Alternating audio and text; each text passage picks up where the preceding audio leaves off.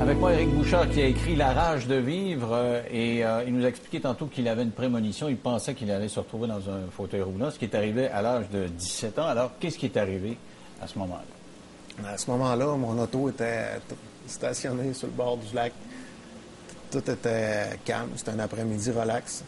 Puis j'arrivais de faire un tour de moto marine, puis je suis allé là, derrière le chalet à ma copine. Puis en revenant, j'ai passé à travers des buissons. Puis à travers ces buissons-là, j'ai pris une toile d'araignée dans le visage. J'avais l'araignée dans les cheveux, puis là, une toile d'araignée, vous savez comment c'est cassé, c'est invisible, ça colle. Puis là, j'en avais presque les yeux fermés, puis j'en avais un peu dans la bouche.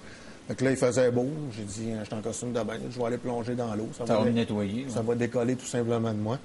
Puis je suis arrivé au pas de course, peut-être un peu trop vite. Puis quand j'ai plongé, là, ma tête est allée heurter le fond. Aïe, aïe. Puis c'est ça, à la grandeur et à la grosseur que j'avais, là, ça l'a arrêté de façon assez sec. Puis je me suis cassé le cou instantanément. Là. Vraiment brisé des... Ah, ça a fait cloc. Puis Vous l'avez entendu un crack? crack? Oui, puis dans l'eau, ça a résonné encore plus. Là. Ça a fait un cloc, là, puis assez foudroyant. Là. Et vous décrivez très bien dans le livre comment vous êtes désemparé, parce que c'est pendant que les secondes s'étirent. Hein? Le temps étant bien relatif, à un moment donné, vous vous rendez compte que ça marche plus. Là. Non, t'as beau essayer de te bouger tes bras, bouger tes jambes, et il n'y a plus rien qui bouge. Mais là, le problème, c'est qu'il faut que je réussisse à sortir de l'eau. Je suis la face première dans l'eau. J'ai pris une bouffée d'air avant de faire mon plongeon, mais je pourrais pas retenir mon souffle là, encore bien longtemps. J'en étais conscient. Il n'y avait personne sur le bord du lac. Ma copine était dans le chalet. Fait que là, j'ai dit, ça y est. J'ai dit, je suis fait. Vous vous rappelez même avoir commencé à dire le Notre Père. Oh oui, parce qu'à un moment donné, après avoir réalisé là, que j'étais paralysé, puis que je n'étais plus capable de bouger, puis que je ne pouvais pas sortir, puis je commençais à manquer d'air, puis que ma copine n'était pas sur le bord du lac, il n'y avait personne qui pouvait me voir.